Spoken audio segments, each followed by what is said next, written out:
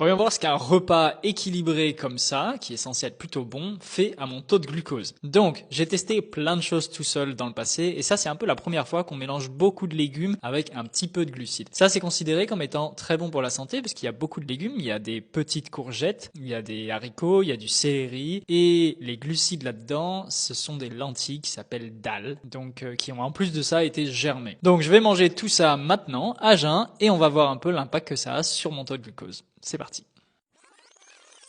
Ok, ça fait maintenant exactement 2 heures que j'ai mangé mon bol de légumes verts et de lentilles. Et je suis très curieux de voir un peu l'impact que ça a eu sur mon taux de glucose, principalement parce qu'il y avait beaucoup de légumes, il y avait de l'huile, mais il y avait aussi beaucoup de glucides. Donc, je suis curieux de voir si vraiment ça a quand même vraiment fait monter mon taux de glucose. Donc, waouh, ça c'est quand même vraiment impressionnant, hein. La ligne, elle est presque complètement plate. Ça a eu zéro impact. Zéro impact comme ça, alors que j'ai mangé beaucoup de glucides. Donc on voit que les gens qui disent qu'il faut absolument éliminer tous les glucides et les céréales de notre alimentation, finalement, c'est pas forcément le cas. On peut tout à fait manger un régime équilibré sans que ça fasse piquer notre glycémie, sans éliminer tous les glucides. Il faut juste savoir un petit peu comment cuisiner des choses qui vont maintenir notre glycémie. C'est vraiment très intéressant.